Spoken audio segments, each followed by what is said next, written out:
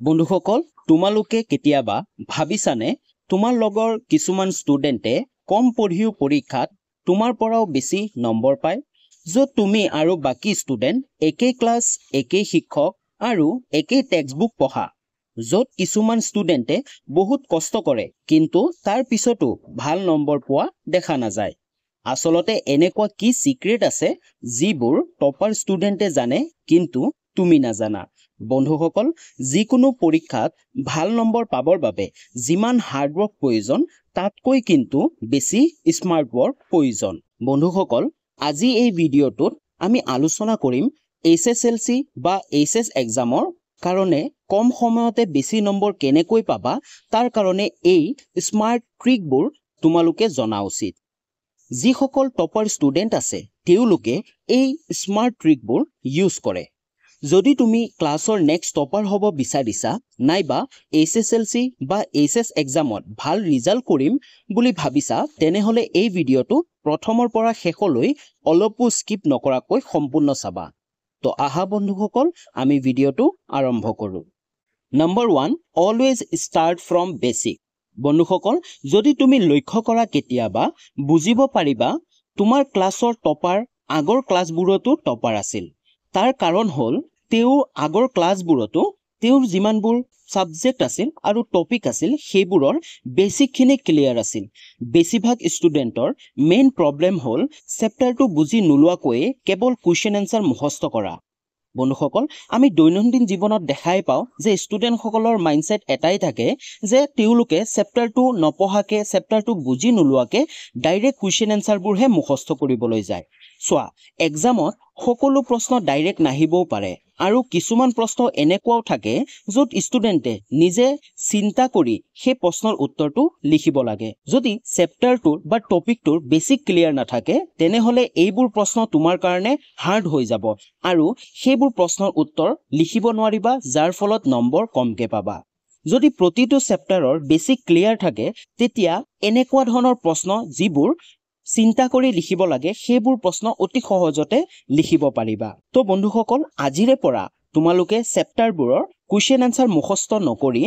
চেপ্টাৰবোৰ ভালকৈ সহজতে বুজিবলৈ আৰম্ভ কৰা number 2 study in different ways বন্ধুসকল যিকোনো টপিক ভালকে আয়ত্ত কৰিব হলে তুমি ভিন ভিন উপায়েৰে ষ্টাডি কৰিব পাৰা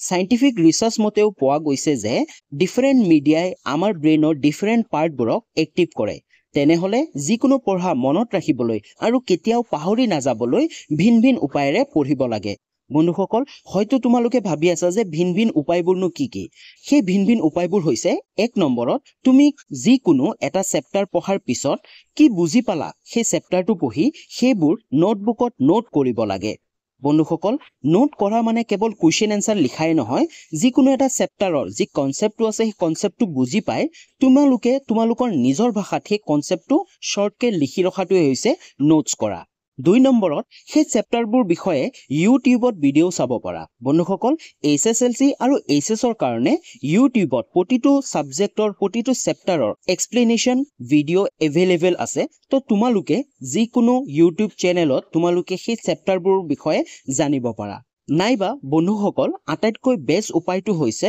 নিজৰ ভইচত ৰেকৰ্ড কৰি ৰাখিব পাৰা মানে তোমালোকে যি পঢ়িলা যি নোটছ বনালা সেই নোটছবোৰ তোমালোকে ভইচ ৰেকৰ্ডিং কৰিও ৰাখিব পাৰা ইয়াৰফোনছ লগাই পুনৰ সেই টপিকবোৰ বুজিব পাৰা বন্ধুসকল অডিঅ' ফৰমেটত পঢ়াৰ সকলোতকৈ ডাঙৰ সুবিধা হ'ল তুমি যেতিয়াই তেতিয়াই শুই বহি যতে ততে তোমাৰ ষ্টাডি কৰিব পাৰা যাৰ ফলত সেই কনসেপ্টবোৰ পাৰ্মানেন্টলি ষ্ট'ৰ হৈ যাব তোমাৰ ব্ৰেইনত আৰু পৰীক্ষাত সেই টপিকৰ পৰা যেনেকৈ প্ৰশ্ন আহক তুমি সেই প্ৰশ্নৰ উত্তৰ লিখিব পাৰিবা number 3 analysing previous year papers বন্ধুসকল এই 3 নম্বৰ পইণ্টটো কিন্তু আটাইতকৈ গুৰুত্বপূৰ্ণ বন্ধুসকল এইচএছএলসি বা এইচএছ ফাইনেল এক্সামৰ কাৰণে আমি জনা প্ৰয়োজন যে এক্সামত প্ৰশ্নবোৰ কেনেকুৱা আহে মাৰ্কিং প্যাটাৰ্নবোৰ কেনেকুৱা হয় আৰু কোনবোৰ চেপ্টাৰৰ পৰা বেছিকে প্ৰশ্ন অহা দেখা যায় তাৰ লগতে বন্ধুসকল এছএছএলসি আৰু এইচএছ এক্সামৰ আটাইতকৈ ডিফিকাল্ট কামটো হৈছে ফাইনেল এক্সামত টাইম মেনেজমেন্ট কৰা বন্ধুসকল